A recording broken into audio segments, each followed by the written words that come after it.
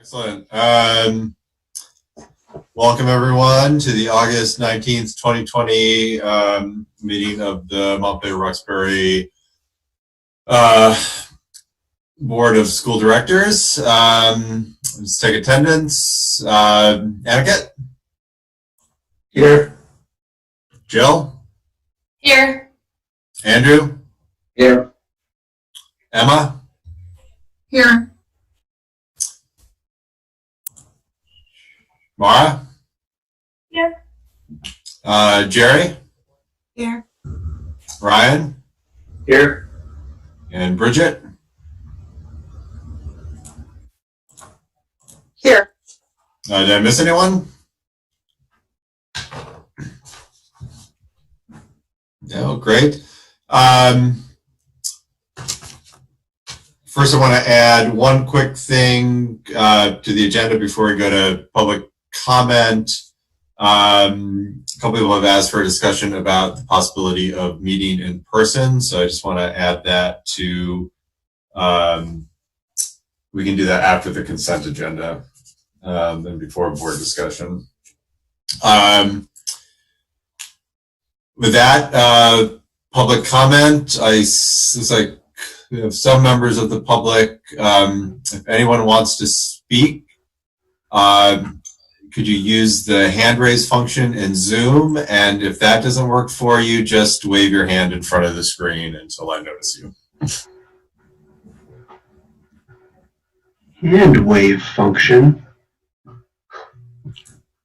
Or you can just speak out loud if you see neither. And yeah, if you go to participants, there's a little button that says raise hand. Got it. Thank you. Okay. So it looks like Julia and Rhett. So Julia, since you were quicker with the hand raise function, you get to go first. Thank you. So I actually have, both of us want to each say something, and I actually have two statements to read, neither of which are my own. Okay. So maybe I'll go and then you can go and then I can go. Okay. Yeah. So my name is Julia Chaffetz. I'm a parent of a rising first grader. The first statement I'll read is from Andy Dorwart Crane. My name is Andy Dorwart Crane, and I'm a white mother of a white child at UES and a healthcare provider to mostly white patients. I grow increasingly concerned about how our educational and healthcare institutions address systemic racism, especially in light of continued tragic historical events, such as the murder of George Floyd. This is a topic that is vast, complex, uncomfortable, and will not go away anytime soon. When one encounters a problem such as this, it is impossible to come up with a single single solution. So instead, we chip away at it. We uncover routines, traditions, bold ideas, and we change them for the good of everyone in our communities. I support removing the school resource officer from our school district. I submit my statement tonight with more questions for this board and the superintendent than answers. I have become aware that the SRO position holds no job description. Its history is vague and it demands school and city monetary resources. We do know from multiple sources, advocacy institutions, and BIPOC student testimonies that a police officer's presence is traumatic to students of color. We know that training of police officers lacks in addressing systemic racism or their part in it. We know that there is a racial divide when it comes to associating a police officer with a culture of safety. We also know that we do not have enough resources to meet the social and mental wellness of students. Students in this district are denied opportunities to have their very own behavioral needs met due to a lack of appropriately trained staff. I know this happened to a friend of mine's son last year, and now his parents are considering whether they can keep him in the MRPS district if there is no one available to meet his needs. So my question to you is, why maintain an SRO position in our school that has no identified job description, roles, or duties, and the presence of said person subjects students of color to trauma? Why maintain a position without known evidence of benefit and that contradicts the foundations of F22 policy on diversity, equity, and inclusion? Why sacrifice part of our budget to this position when we could be using that money towards an evidence-based intervention to enrich the social and mental well-being of all students? If our goal is safety and well-being of our entire student community, why wouldn't we use these very funds toward a position that benefits all, harms none, and continues to move our district towards dismantling systemic racism. I look forward to hearing your answers to these questions. Thank you. Thanks, Julia. You want to read another? Oh, you go on. Okay. Hello. My name is Will Roberts, and thanks a lot for hearing my statement tonight. I speak to you as a white parent of a white child that's in this district, and I also live and work in Montpelier. I'd like to add my voice in support of the national call led by Black and Brown people throughout Vermont to remove the school resource officer from all of our schools. As a white parent of a white child, I'm only moderately aware of the perspective of many folks of color on this issue, including the issue of the SRO. But I've come to see my spotty but growing level of awareness of racial injustice as an outgrowth of my white privilege. What I have learned in listening to racially diverse perspective is that any police presence in schools is potentially harmful to the learning experience of students of color. We know that racial inequity has long occurred in the U.S. and that it's been maintained by systemic racism and violence, often legally sanctioned.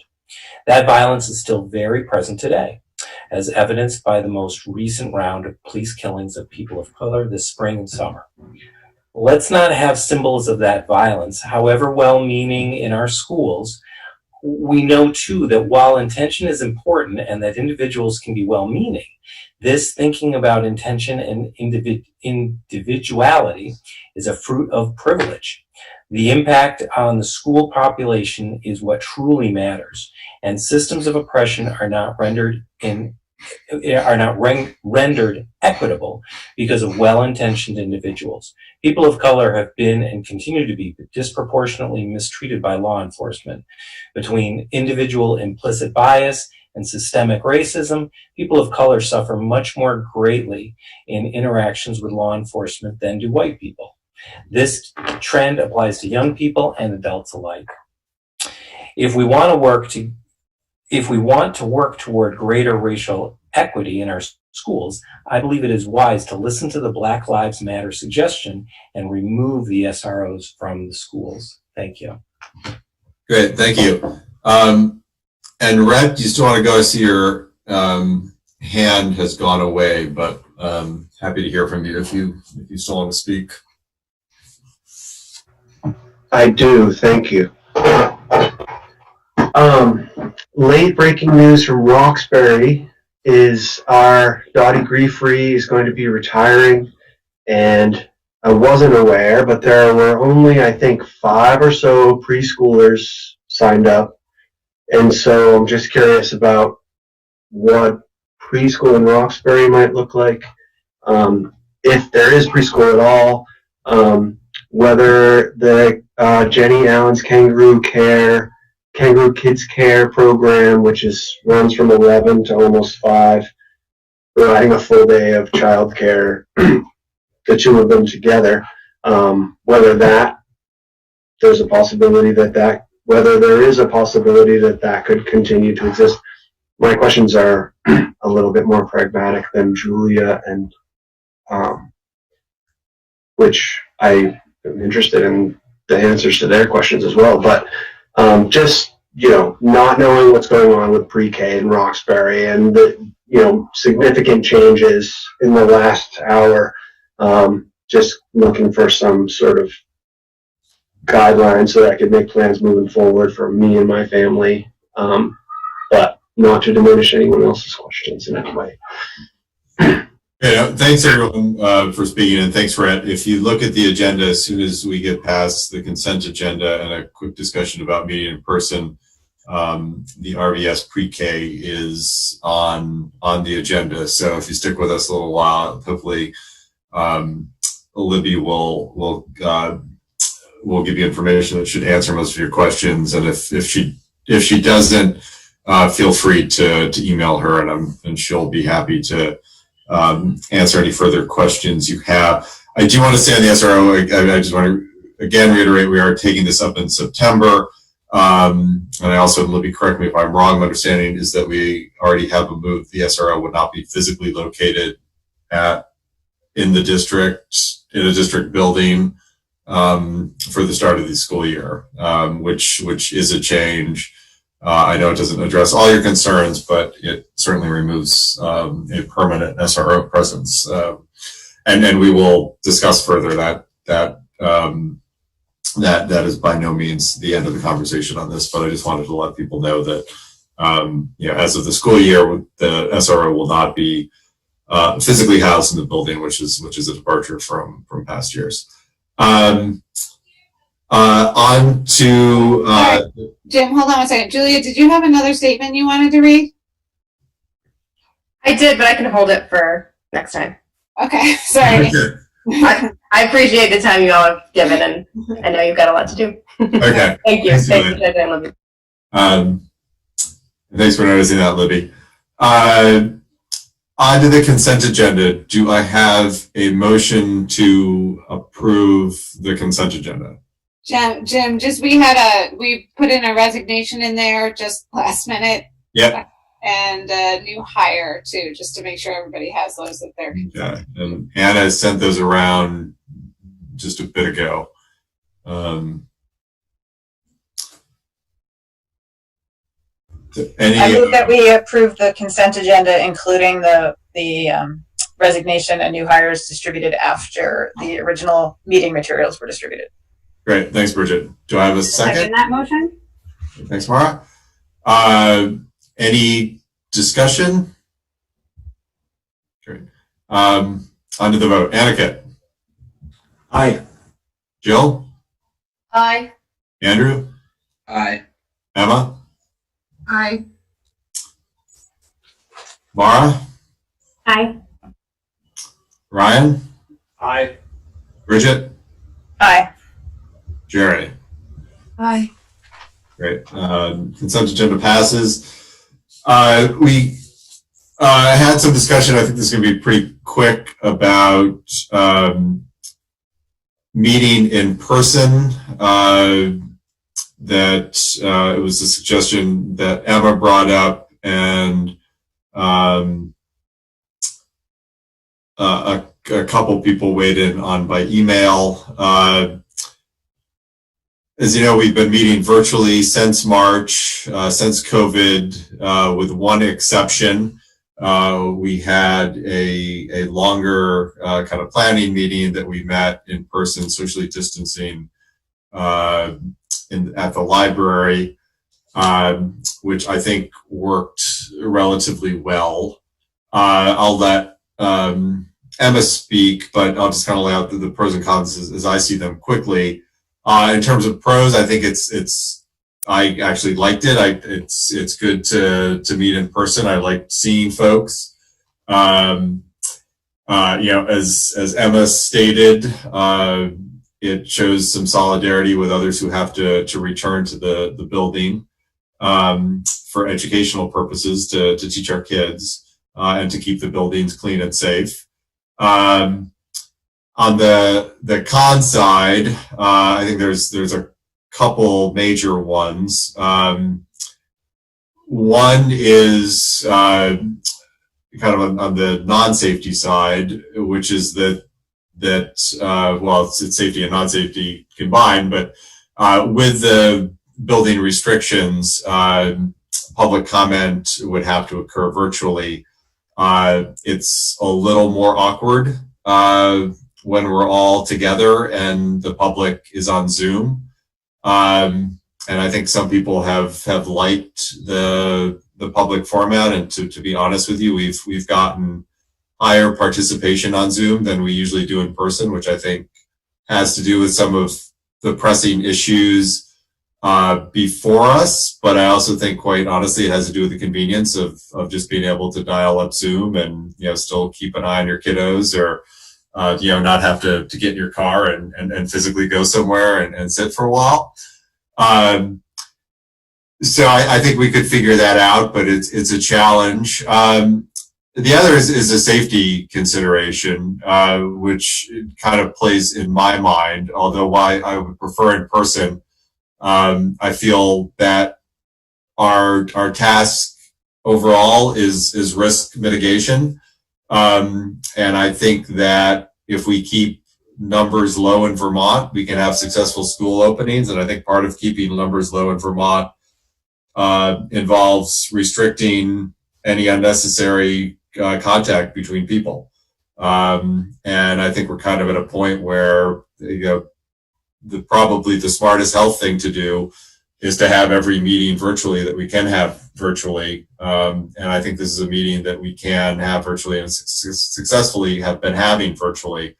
That said, there is a lot of symbolic and other reasons to hold it in person and to show solidarity. And I think to get a sense of what it's like to participate in a group with masks and social distancing, which is what our educators are going to have to do day in and day out. And the other con is it creates some extra work for our cleaning crews. It's another meeting in the school.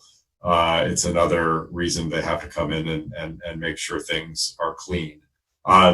So I'll let others speak on it. I know, Emma, you proposed it, so maybe you want to speak, but I'm happy to hear from everyone. And then it'd be great to get kind of consensus going forward about how we do it. I think if we did do it in person, I would strongly favor giving any board member who has any concerns about meeting in person the option to participate virtually if that's feels safer to him or her. Sure. I mean, I think you summarized pretty well any discussion that I heard around it. My basic gut feeling is that if we as a board are standing behind our superintendent and the decision that we're making as a district for students and educators to go back in person, that we should follow suit with those guidelines and do 6 feet apart, social distance, masks on, meetings as well. So that's where my gut lies. I think it's the right thing to do. others. Yeah, Bridget. I think it's a really hard decision, Jim, and I think you summed up well the pros and cons.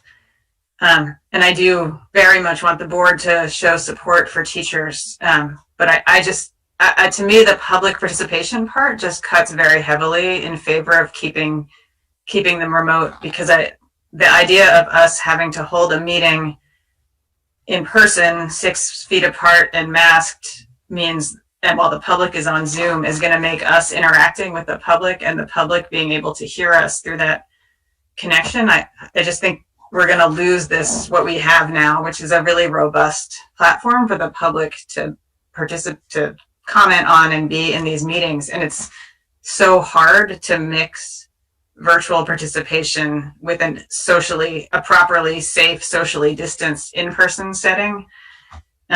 So, the 9 of us will be able to have our meetings, but I feel like we're going to lose this ability for the public. So that's one concern. And my other concern is that I feel like as we're opening, not only are we going to, are the public going to want to be able to see these board meetings and provide comment as they're experiencing the schools opening, but we're probably going to want to be hearing from our administrators, and they're already really stretched to the limit, and hearing from them, meaning that they have to also come in person to yet another evening meeting that is going to keep them late. I also am concerned about that after they've been in the building all day. So I feel like those practical concerns weigh in favor of staying remote for at least for the next couple months. Thanks for giving us a chance to talk about it. Yeah. Jim, I'd like to add to that too, because I sent you and Libby an email and Emma an email on this, and I read that and I had a gut reaction, which was, yes, if our teachers and our students and other staff are going back into the building, even with all the precautions in place, we should be willing to do that too. We should be standing on the same ground as the rest of our schools. We shouldn't be holding ourselves to a different standard. But as I've considered it more, I've talked with a number of administrators and teachers about this, and nobody really seems to be on exactly the same page. And I think it would be helpful to hear from Libby, because one of my biggest concerns is that this will add burden to a district that's already stretched extremely thin. And that is a serious concern of mine. I've heard from some folks, you could potentially be adding risk. And I think if 10 people can't meet in the library 10 feet apart, that raises some significant questions about returning to school in a physical space, as much as we all want it. But I've also heard the argument, and definitely considered the argument of risk versus reward. And I don't think that we do gain that much by meeting in person for board meetings, whereas there are a lot of kids who really will gain from attending class in person. And as Bridget mentioned, I do see a lot of gain from meeting on Zoom in this environment. The access to public meetings, although it might not be as equitable as we'd like, it's still vastly improved from where it was even before the pandemic. And I think there are some lessons to be learned from this moving forward, even after this. So I just wanted to share that with everyone, because I hadn't really circled back with Libby or Emma. I did speak with Jim. So.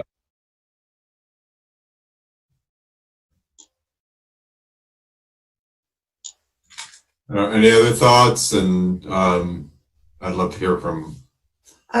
So Jim, this is Jerry. The only thing is, when we did try it once, it was pretty horrible to make it work with virtual and physical. Yep. So we would definitely have to come up with some kind of technology plan or something. And I was thinking about this too, and then it's like, well, that's one more thing that people who are already stretched have to focus on.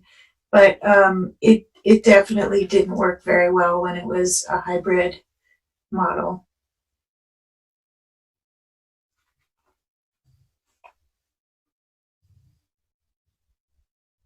Yeah, other thoughts? I mean, that's kind of where I think I'm leaning to. I think with the difficulty of hybrid, I think if we had an easy hybrid solution that worked and wouldn't take up Libby and Mike's time to figure out some sort of technological solution easily, it would be nice to have an in-person option with a robust virtual option. I think absent that,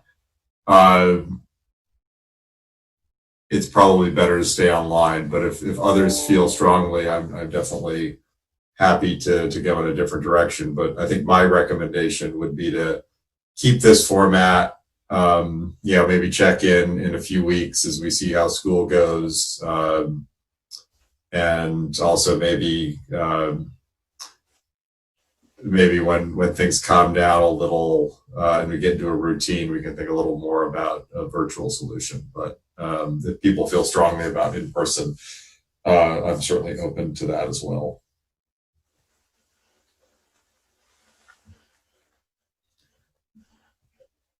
Let's take a little informal poll, just so I know. Etiquette, are you okay keeping this format for a while, or do you want to try to move to in person? No, I'm okay keeping this format. I just wanted to voice my same feelings. That I basically thought of the same thing. Like, hey, that's a great idea. We should do it. And as I'm thinking and I'm listening to you guys talk about the different challenges in that and the advantages, and especially the ROI, what are we getting in return by doing this, and what are we losing? That, to me, I kind of started leaning towards keeping the virtual option or sticking with that makes more sense. One thing I do, I'm sorry, I'm taking you wanted to take a informal survey, and I started talking. Okay. Is there any benefit of? I know. Let me ask this: is there a benefit of doing this, introducing this, and then more online, but maybe once in 2 months or whatever, something like that, as a in-person option. I know the setup would basically take as much time anyways. If you're setting it once, you can use it for cleaning and all that stuff, or setting up the hybrid option. But just if you wanted to show solidarity with the teachers, is that something that we could try? I think we could definitely try it, and again, maybe we can again after school starts, Libby and I can think, bring Mike in, think a little more about how to pull in a virtual option. From a practical standpoint, I could see something like some of our early budget meetings where we're really talking about ideas being a little more productive for us in person, and if we can figure out a way, but that'll be October, early November, which is not very far away at all. But obviously we want to make sure that information gets conveyed to the public too. But that might be a time when we're past the start of school, hopefully in a bit of a routine, where maybe that would be a good meeting to try to bring us in person and see how it goes. Jill? Yeah, I would just say, thank you, Emma, for raising it, and I completely agree with and support that sentiment. I sort of had the same kind of circular logic that I heard Andrew and Aniket mention. I'm perfectly comfortable to go whichever way the rest of the board feels is appropriate. I'm happy to go in person. I feel confident that can be done safely. But I do think, frankly, from a convenience and accessibility standpoint, I actually find that this has worked really well. You can see folks popping in and out of the meetings. You can see staff can pop in and out. The public can participate. There are nights when I've had my daughter here and I would have had to leave her alone to go in person. And I know we've seen lots of kids in the background and other reasons why I think just from an accessibility and a convenience standpoint that I'm finding this working really well. But I'm happy to go with whatever the majority of the board prefers. Thank you. Andrew?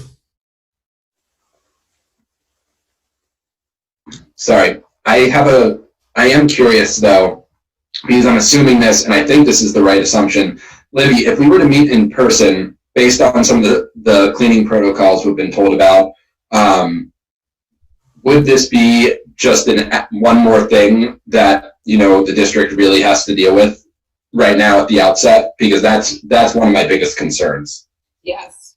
So I spent 6 hours of my day moving boxes today because we're short custodians. So that's where we are right now. That's our reality. Yeah. I move boxes all day with Andrew DeRosa. Yeah. Tomorrow I will spend the day tearing down boxes and taking out air purifiers and delivering them to classrooms. So yes, that will put our custodian staff out. Yeah. So as somebody who was extremely fired up by what you wrote, Emma, and I still am fired up about that sentiment, and I am extremely thankful for our public educators and all of our staff and our students who are going to try and really make this happen. And it really is contingent upon our entire community to make it happen. We all need to be responsible, because one person could really ruin this for everybody. Although I want to stand there with teachers in person. I don't want to add to the burden of the district right now. And so Jim, I support this. I support your proposal to not begin meeting in person just yet. Good. Thanks, Andrew. Emma? I understand all the logic, and I read the School Board Association recommendation as well, and their logic behind recommending that school boards do not meet in person. And I definitely think there's a lot to be said for people being able to participate via Zoom, the public being able to participate via Zoom, and also administrators and teachers. So, all of these arguments make a lot of sense to me. And I'm kind of like where Jill is standing and Andrew, where, if the logic outweighs the desire to sort of do what in my gut feels right, then I'm fine to go in that direction. And I wouldn't want to do something just for the sake of optics, if it's working better and it makes more sense, then I'm fine with that. But I'm also convinced that we can do it safely and meet in person. And I think we can work around the hybrid, make a hybrid model that works to invite the public in using Zoom. So I'd be interested in working towards that. And I'm totally fine with tabling it for now and moving forward on Zoom, because everybody has so much on their plate right now at the beginning of the school year, and we're still sort of ironing out the details and opening up boxes and distributing filters and those types of things. So I definitely am happy to put it sort of in the order of priority wherever it belongs. Okay. Thanks, Emma. Mara? I just want to raise up that I personally, this is just Mara personally, I'm an extreme extrovert, like all the way out of the box extrovert. And so, even Zoom meetings feel a little bit like I can't get my brain completely running. So I was really excited about the idea of in-person meetings because for my learning style and for my talking style and for my thinking style, that works great. But all of the other, it makes more sense resource-wise, it makes more sense risk-wise not to be in person. I'm in favor of doing the thing that makes the most sense. And I just wanted to, just kind of say out loud that, that's one of the reasons that I think we're going back to school, is because learning and thinking and being in personal community really does matter. And so I wouldn't want it to get lost that somehow the board's like, well, yes, the kids and the teachers can go back, but we won't. Where I'm thinking that I'm actually personally experiencing a little bit of a loss to do it this way, but that the overall will be better if we continue distance and continue public access and continue risk reduction and resource reduction. Great. Thanks, Mara. Ryan? Sure. Well, even though I'm not an extrovert like Mara, more of an introvert, I'm going to echo her same story essentially. I actually find it a bit sad. I've only sat at the table with the majority of our board. I've never sat at the table with Emma as a board member, maybe one or two meetings with Aniket and Jill before we had to shut everything down. Me personally, I would much rather be in the building with everybody working on our board meetings or board work. But my gut reaction when I first saw the proposal a few days ago was, we're just going to isolate the public. We're not going to be able to get the public engagement the way we are right now. And as much as I would like to come together, be in the building, do good work, I just don't see that benefit outweighing, not necessarily we'd be isolating the public, but when's the last time we've had 20 plus people at board meetings? Very, very rarely. So yes, I think that the opportunity for people to engage, to follow, to participate, the way we have things set up right now is our best bet moving forward for a little while. Obviously willing to change if the situation changes, but yeah, I would continue with our current approach for a while. Thanks, Ryan. Bridget? I support staying with the Zoom for a while. The others have addressed it, so I'll leave it at that. Thanks. And Jerry? Yeah, I support staying with Zoom as well. I just don't think we would get, I know for us personally, we're really stretched because of what's going on. Our work schedules have changed. Everything has changed. We can't get the same kind of support that we usually would. So even for the public to get a babysitter would be almost impossible, that kind of thing. So I would stay with this for a while. Good. Thanks, Jerry. So we'll do that. We'll stay with this for a while. Libby and I will kind of think, particularly as we move into budget season, about how we might be able to start doing at least some meetings with a hybrid model. But I think for the start of the year, until we see how it goes, for the resource and public participation concerns, I think it makes sense to stick with this model. Okay. Sorry for that agenda detour, Libby. But I think it was a discussion we needed to have. Now on to COVID-19 planning, which I'm sure there's not much going on there. I've handed it all over to our amazing principals now since we're in service. They're rocking it out now. So I've split this up. Buildings and grounds update, RVS update, in service, and just reminders of new guidance on safety. So buildings and grounds update, the ventilation work is occurring daily. Actually met our main guy today, who's doing the ventilation work. Andrew's working really closely with him. Our air purifiers are in. Each building has them. I'll spend tomorrow taking them out of boxes. And they'll get into classrooms just as soon as we can get them into classrooms. Every single classroom will have one, and we have extras for other spaces as well. Window work is occurring. So every classroom will have at least 2 open windows that have a screen on them. I know UES has many of the screens because I saw them today.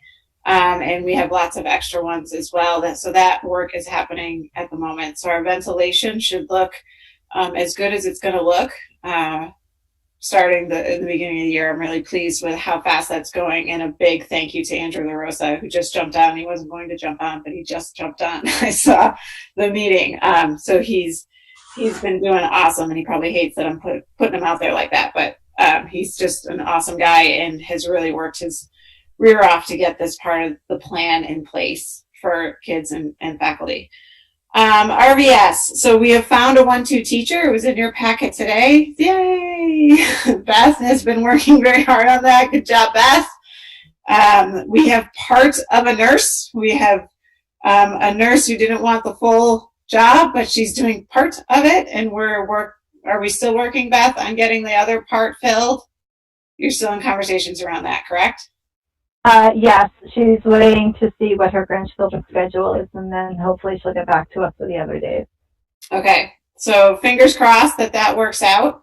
But we will have a nurse at RVS on Monday, Wednesdays, and sometimes Fridays. So going forward, that should be in your board packet next week or next time. We still have an open 0.5 FTE in special education, but Bill has been working with Beth to think about how else we could do that piece for case management. I think Mike's being pulled into that too with the virtual academy piece. And so we're working on how we can cover that, because we just don't think we're going to be able to hire that 0.5 special educator at RVS. We don't have any candidates. Our pre-K teacher is retiring. We're going to post it, but pre-K teachers, licensed pre-K teachers, are not easy to find. They're kind of like health teachers, not easy to find in any way, shape, or form. You like that, Mara? You understand that analogy? So we are not going to be able to run the pre-K section part of our pre-K at Roxbury until we get a licensed teacher in that classroom. We do have 5 kids signed up at this moment, Beth? There were 5 as of today, and I did reach out to families just to let them know that they should be prepared to flex if needed. Yeah, we've been working closely with the folks over at UES, and Ryan, I don't know if you have those numbers on you, but probably not. But we've been talking to Diana pretty closely about the pre-K numbers at UES to see if there's any openings there. I know they're less than they usually are, but I'm not sure. Go ahead, Ryan. Yeah, we have 20 students enrolled right now. Typically, we have 32 students enrolled in the program. So there are openings at UES? Yep. So we could, people who are interested in that option, we could fit them into our UES. And so, Beth, when you're reaching out to families, that's definitely an option. I've tried to reach Northfield. They won't call me back. The superintendent's had some illness, so she's not, I don't want to burden her with that, but I've called the principal, I've called the registrar. They don't have any answers for me over at Northfield in terms of spaces at Northfield, but my hunch would be that if UES has spaces, Northfield probably does as well. And that, of course, we would pay for through the Act 166. UES, parents would just come and bring them to our UES program. So that is an option for our parents at Roxbury who have pre-K children. The dinosaur daycare, that was the after school. Kangaroo care. What is it? Why do I keep calling? That's the 3rd time I've done that. The kangaroo care at Roxbury in the afternoon is still planning on going.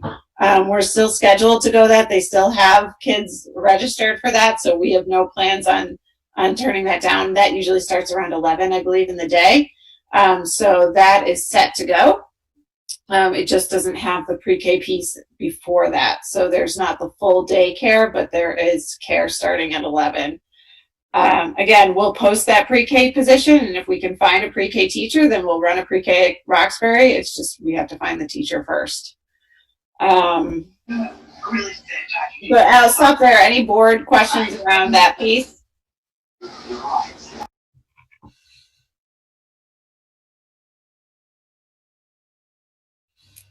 No? Okay, I'll keep going. The Roxbury bus is another concern. Again, we have 7 kids who are signed up for that bus. The bus is $57,000 for 7 kids to ride it. I have spoken with Stacy Emerson around other options for RBS families for busing. There are no other smaller options. They have no Suburbans that are available. They have no smaller buses that are available. They're all being used. And while she has a driver for that bus, she's a little concerned about drivers for that bus as well. So I put it towards the board that I would recommend that we cancel that bus for the year. It doesn't save on the entire $57,000. It saves on the mileage and the driver, which we did see significant savings in the spring because that's what the bus company worked out with us in the spring when we weren't running buses, but we do have a contract with them that we've signed. So we do have to pay for the bus still, but that would be up for board discussion. As in regards to what we want to do with that piece, it would be a significant savings for the district. However, these are 7 families who are counting on the bus to take their kids, and Ryan is one of those families. So I'm sure he has an opinion on that. But I'll let the board discuss what we want to do with the RBS bus, if we want to continue running it or not. And when do we need to make that decision on that tonight? Well, we want to let the bus company know relatively soon. So our next board meeting is That's in September. Is the 2nd of September, which gives a little bit of time still. So we could discuss it next time. Emma, it looked like you wanted to say something.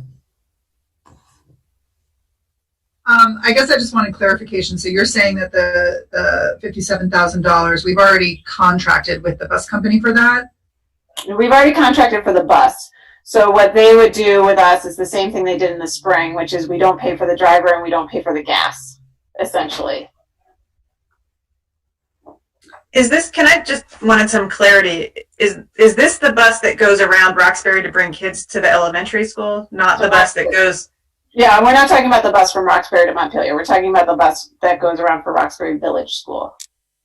Okay. Is there a possibility that we could offer parents a financial stipend in lieu of the bus? So that's been suggested, I believe, by Julia. That was suggested to me. Our auditors do not like that because we can't prove that that is what people spend the money on. So districts have been slapped in the hand before around that. I can check with Grant around that piece. I just know that it has not been smiled upon by our auditors in the past to do that kind of piece, like mileage reimbursement or mileage cards or gas cards or things like that. Have not been allowed for other purposes. Should we do something creative like buy gas cards, therefore we know where the money went, and give those? Yeah, that's what I was just referring to, because gas cards would be to like a mobile station, right? And so the mobile station has lots. I'm just reiterating what auditors have told me in the past for other pieces. Jill? I was just wondering, since it's such a small number of parents, if Libby, you or Beth have spoken to them at all, because I'm really loath to take that away, even if it's just for 7 families. I just feel like if we're not at the point we need to make that kind of a change, I'd hate to do that when we are all grasping for any sort of stability and things we can depend on. I'd hate to make that change if those families were counting on it. I have not talked to any of the families. I don't know if Beth has. I've had families reach out to me, and I've been quite honest saying that we're not quite sure what's going to happen. And I did mention to some that it was going to be discussed tonight, and I did mention how we have such a low number, so I'm not really certain how it was going to shake out, that it was a board decision. So I do know that it will impact some families. Yeah, and I am concerned about the bus driver as well situation. So we do have one lined up right now, like I said, but Stacy is not confident that that will last for the entire year either. So it seems like I second Jill's sentiment, and just so folks know, we had a finance committee meeting before this, and we're in about as good of condition as you can be in, considering the economic climate that we're in and heading into, it seems. So that being said, although it would be nice to have savings there, you know, if families really, really need this, that's something that I think should maybe take precedent there. But I think it would be helpful if we talked with, if it's only 6-7 families, if we could engage with them and see if we might be able to find some other kind of community solution. Because what I'm hearing from you, Libby, is even if we went with the bus, it's not a guarantee that we'd be able to have a driver for that bus throughout the entire year. It seems like a pretty uncertain situation. It is an uncertain one, yes, because of the driver situation. Do we have any options? Sorry. Ryan and then Anna again. Okay. Libby, I'm curious if you might have some staffing options to be able to remedy this. We don't. Maybe to echo. But we have one bus circulating, picking up middle school and high school students. Is there any opportunity they could pick up the elementary school students as well and deposit them at the village school early?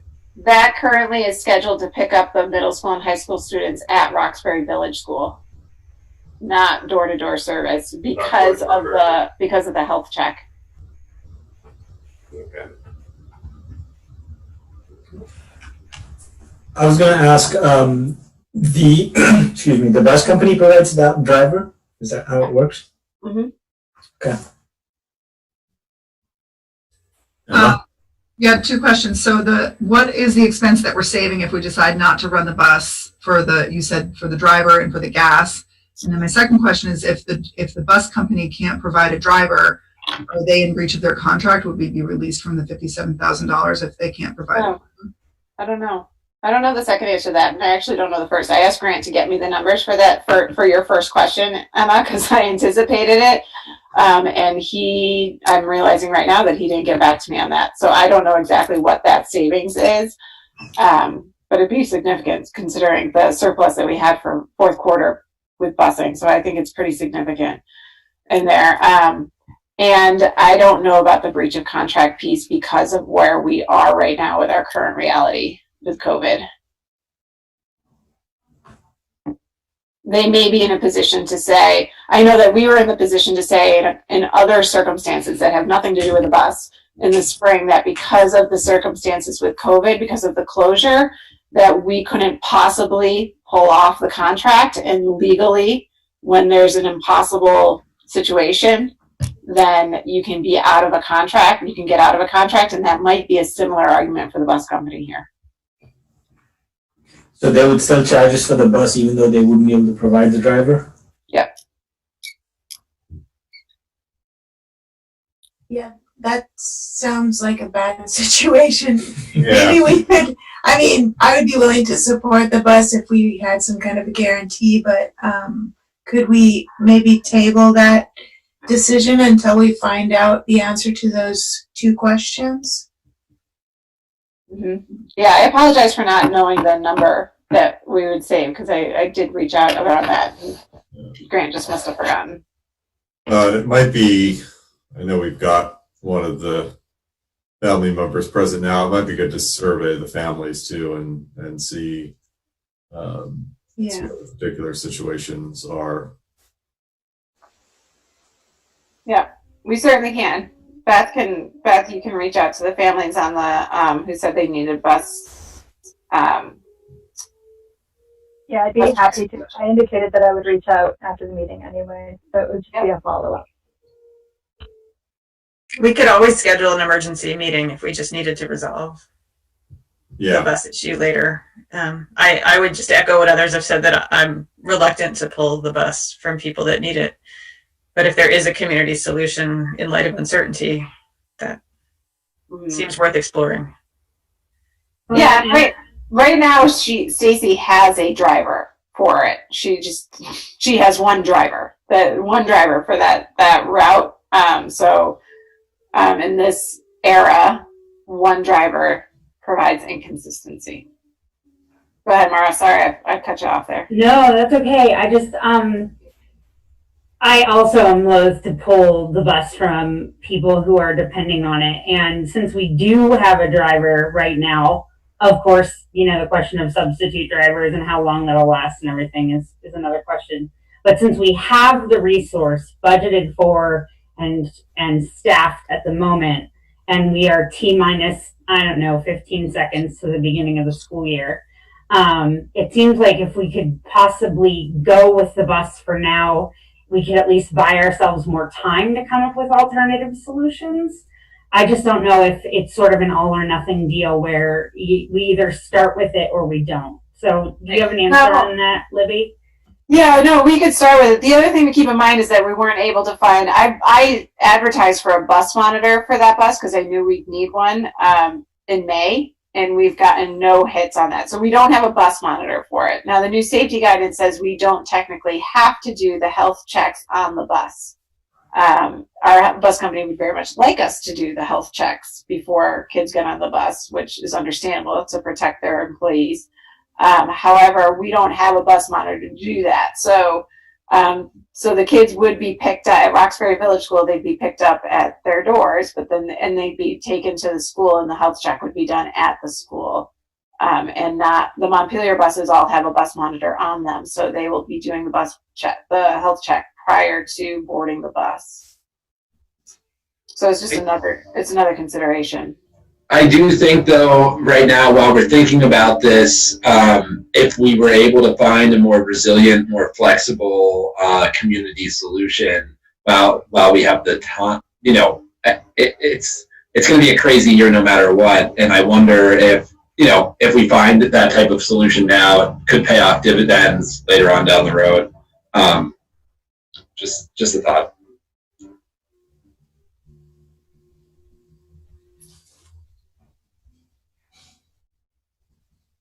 Yeah, other thoughts or discussion? So it sounds like we're gonna find out further information. Maybe if you need us to ask quickly, we can call an emergency meeting. Otherwise, we'll bring it up with a second. Mm-hmm. Okay. Okay, so our in-service highlights, I just want to give the board some highlights of what we're doing. We have a woman named Jennifer Abrams coming tomorrow, actually, on how to have hard conversations with each other, which is really exciting. Jen's a good friend of mine. She's out in California. Mara, do you know Jen? Have you heard of her? Heard the name. Yeah, she's great. She tells it like it is. She's a woman after my own heart. So she's coming. That was a suggestion by our union leaders, which I thought was a great suggestion. So she's coming. We have Tina Bogren coming again, who is also a friend of mine. She's doing a self-care and building personal resilience for our teachers, and she's also doing a full day of training with the MHS faculty around high-impact instructional moves to help them plan that 2.5-hour block of time, which is a new thing for our MHS teachers. So Tina's coming to help. Tina is a international trainer with Marzano Research. If you know Robert Marzano's name, it's pretty big in the education world. So Tina is a international trainer with Robert Marzano and Solution Tree. She knows her stuff about high impact instructional moves. So she's going to be great for the MHS staff. The principals and district leaders are all doing modules around virtual learning using the book, the Distance Learning Playbook. That was Ryan's suggestion to the leadership team. So we're all doing different modules across the next couple of weeks, so that if we all go virtual, then we all have a common understanding of what that means and common understanding of common expectations. We're working with colleagues at UVM around high quality collaboration, because we have our teachers at K-8 especially collaborating in ways that they've never done before. Each of our classrooms will obviously be a co-teaching or team teaching situation now. So we have a lot of time built in for how to do that type of collaboration really well. We have about 3 days planned for parent conferences and IEP meetings that will go, those dates will go out tomorrow to parents from my communication, and then teachers and principals will be in contact with parents as well as how to sign up for parent conferences and IEP meetings. And of course, that is just to hear IEP meetings. It's to design an IEP for the situation we're in now. And the parent conferences is to hear how a kid's life has been over the last few months and how they handled the closure, what they're nervous, what they're looking forward to in whichever situation, in person or virtual, that they have coming forward. So that is coming up. We have tons of protocol trainings led by our nurses and our principals and our assistant principals. And we have a lot of time for reflection and team collaboration built into our in-service for our educators. So overall, our union leadership, we're quite pleased with our in-service schedule. So I'm thinking it's going to be pretty good. We had a lot of teachers in the buildings today, moving furniture and getting their classrooms set and ready to go. So we're really encouraging our educators to get into the building who are there in person. And a lot of them were today. Any questions on our in-service schedule?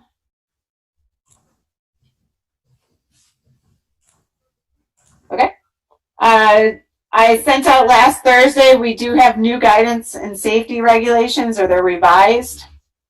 There's the major shifts that we uncovered was that for K-5, they're now allowing 3 to 6 feet between kids. Now we could do it at 6 feet, so we're holding tight to the 6 feet rule. We may push those a little bit to like 5.5 feet in 5th grade rooms, right, Katie? To make sure that kids have extra space and can see the whiteboard. But we're holding tight to that in our district. We can do it, so we're gonna remain there. Again, the bus health checks don't have to be done on the bus or before the bus. However, we're going to hold tight to that until the weather makes it really hard to do that. And then we might switch gears after that, but we're still pretty much sticking to our plans. Other than that, the new health and safety guidance added a whole lot of words with not a lot of substance.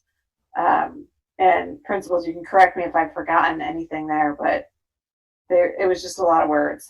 But I did link that into my communication last week to families. Fall sports are a go. They will look very different.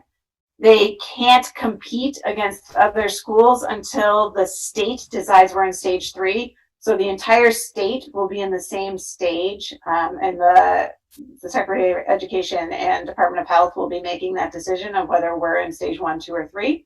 Just a reminder, stage 1 is completely closed, completely virtual. Stage 2 is what we're opening in, and stage 3 is all those shalls turn to shoulds. They're kind of good reminders. It's kind of just the difference between it. And really, the administrators, we've talked about it, and our plan doesn't really change whether we're in stage 2 or stage 3, which is part of the beauty of our plan. Of course, it would change drastically if we were in stage 1. Let's see. Everyone around our athletes will need to be in masks, except for cross-country runners. They're the only ones who got a lift on that. There's still, even though athletics are a go, there's still no access to our buildings after the school day. So athletes won't have access to the locker rooms. Spectators won't have access to our bathrooms. The buildings will be locked down, and nobody will be in them really, unless one of us is working. Meaning one of our administrators are working at 7 o'clock when the last custodian leaves the building. So even though fall sports are a go, that type of normality, it's not going to be like it always has been. We're limited to 150 spectators.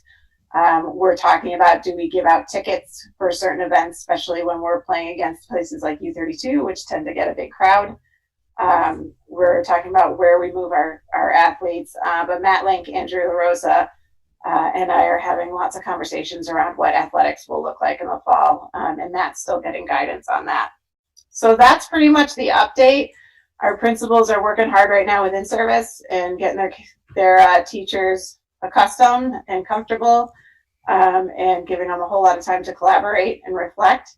But I know that they're all here, with the exception of Renee. She had an emergency vet appointment for her dog. So I'm sure they're happy to take questions from the board if you have any. Or I am too.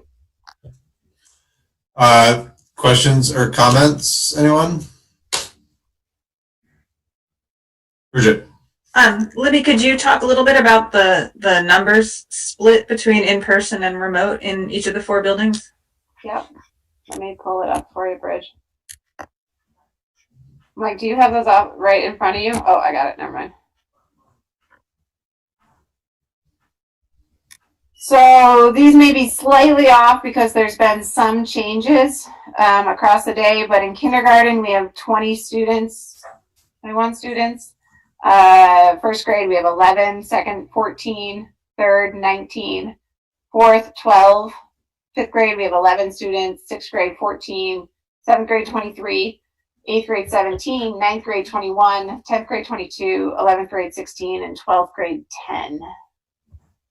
Those are the virtual academy numbers? Those are the remote learning, yeah. Yeah, number of students who chose fully virtual.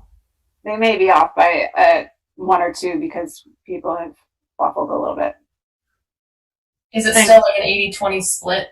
About that. It might be a little less than that now, 19%. I mean, it's like 18-19%. It might be a little bit less. But for the most part, it is the 80-20% split.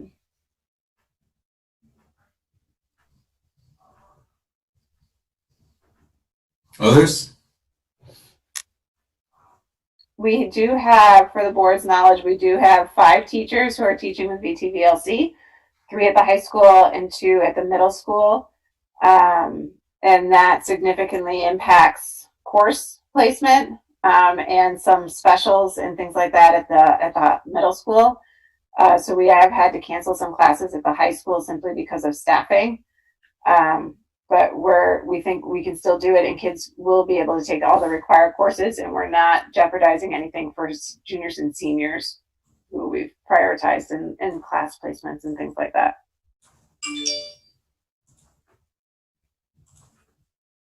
Have we seen, with so many remote options right now, more of our juniors and seniors doing, is it dual enrollment? I think is the act called, the early college admission. Have we seen an increase in our juniors and seniors taking advantage of that this year? Not that I know of, Ryan, but I can find out specifically. I haven't talked to Matt McLean about that specifically yet, but I can find out for you. I mean, it just seems like if you're going to be doing it remote, you might as well do it remote and get college credit if you could. Yeah. Yeah, we had a limited number of juniors and seniors who chose that option, which is understandable. If I were a senior, I'd be saying, no, I want to go in person unless I medically couldn't. So we have less kids doing that. We may have to buy some seats for some kids at VTVLC for specific classes, but we're still working that piece out. The schedules are there. Are you still hiring teachers? Yep. Yep, we're hiring. We're trying to find that 0.5 special educator. Ryan sent me over a teacher today that got into your packet, a pre-K 1-year position to cover an unpaid leave for the year. We have, we have one social studies teacher who told us today that she's taking the retirement buyout. So we'll be posting for a social studies teacher. We have a world language teacher at MSMS who's retiring. And so we'll be posting for a world language teacher. We have a guidance counselor at the high school who's potentially retiring. So we'll be posting for that guidance counselor position. We think we can hire the social studies position pretty easily. The guidance and the world language agreed to stay on until we can find a replacement for them. So we have a plan. We have plan B in place for those 2 positions. But I know Renee is working on a guidance counselor soon, actually, who's worked with us before. So hopefully that works out. But because of the early retirement offer, which we expected, we have some teachers and the pre-K teacher, of course, at RBS that we already spoke of. We knew those teachers would be taking those. And actually we have less than what we thought. Some teachers who we thought were going to take, we thought we'd have a special educator at UES who decided to stay. We thought we had another MHS teacher who might take the offer, and she decided to stay. So we have a few more people who decided to stick around. We've made other accommodations for them. Great. Thanks. Others?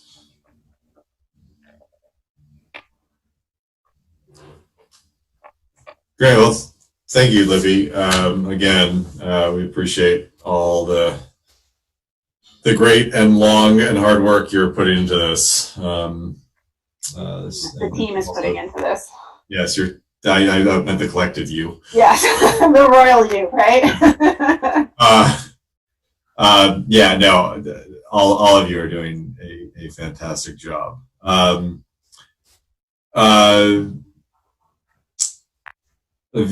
VRS or RVS, sorry, district-wide visioning is next. I'm muted. So Ryan, Jerry, Beth, and I had a conversation about this, and I'll let Ryan and Jerry talk. I don't mean to put you guys on the spot, but we had a conversation about this last week, a couple weeks ago. I don't know. It's all rolling together at this moment. But Ryan and Jerry, do you want to talk about that conversation? Ryan, go ahead. My memory's a little fuzzy right now. Yeah, sure. I think I can give a kind of a general overview. Jerry and I had reached out to Libby and Beth, essentially just inquiring with the consultant project potentially on hold, maybe indefinitely. We just wanted to reach out and see if there was anything we should possibly be doing in town to advocate, reach out, solicit feedback, etc. Until we did make a decision formally about whether or not we are going to be moving forward on the consultant project for our district-wide visioning process. Again, the board hasn't made any commitment one way or the other right now on that project, so it was kind of up in the air. But I think what we did decide on was it would make sense, and we're going to do our best to garner a lot of public input throughout this next budget cycle, to be really involved in the entire visioning process of the budget and how it might relate to Roxbury, and try to get more feedback on the village school and more public involvement in our budget cycle this coming budget season. So I think that's a pretty quick synopsis of what had been discussed, and I don't know if there's questions or thoughts, but Yeah, thanks. Anything to add, Jerry or Libby, or that's pretty much it? No, I think that was very nicely stated, Ryan. Good. Thanks, So Ryan. Ryan and I will do some work on our end. Thank you both. Sure.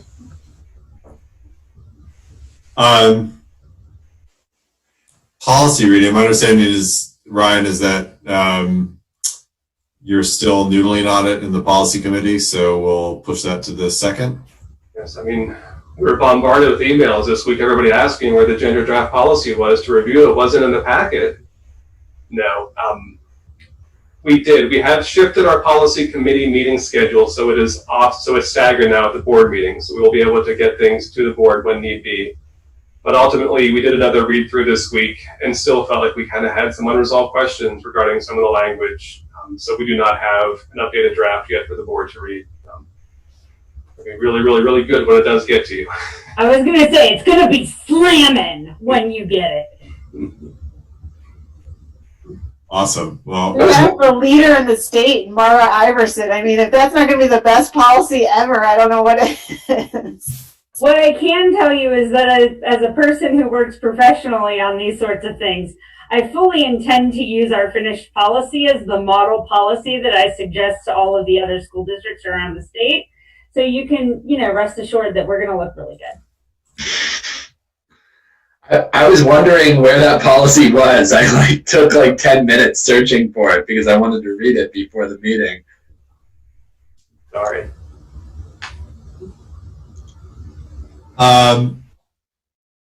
Great. And then I think we just have the policy monitoring reports. Any discussion there?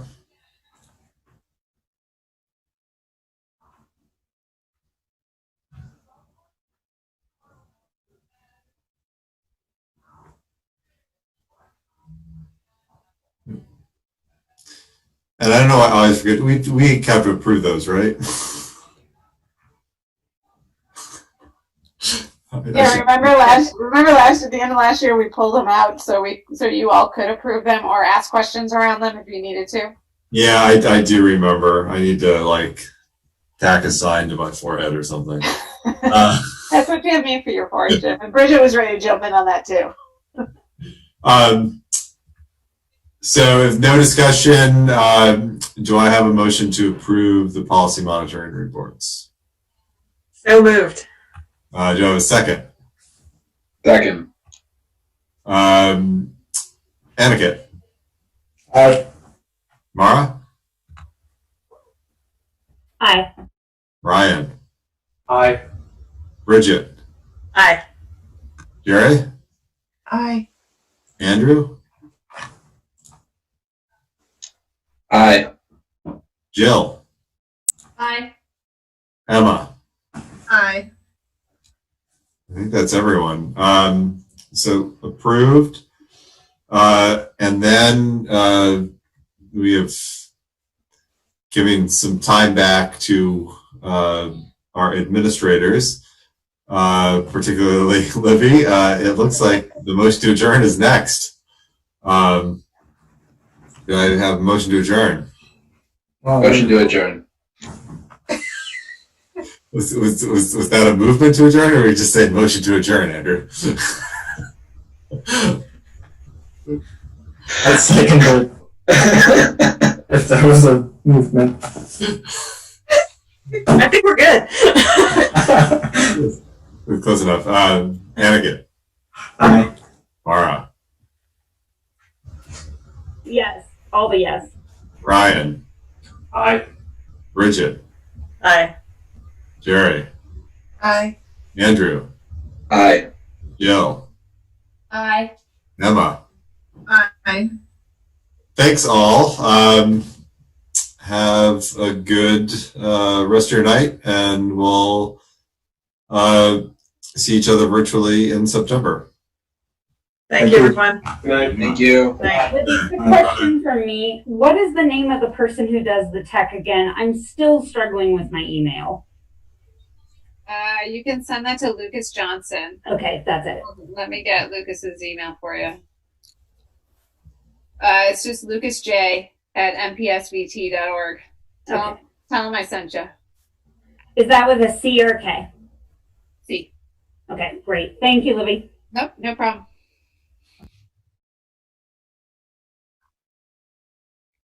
Did you see, Anna, my text to you about the data piece? No, on the chat. Stacey Emerson needs the addresses for the bus routes that I asked for about 2 weeks ago, and it hasn't been given to her yet. So, do you have access to that in PowerSchool? I mean, I could look in PowerSchool. To download, all she needs is the student's name, the school, and the address. I haven't pulled anything like that previously, but I can look into it first thing in the morning. Yeah, will you do that for me? Yeah, absolutely. Okay, thank you. See you tomorrow. Thanks.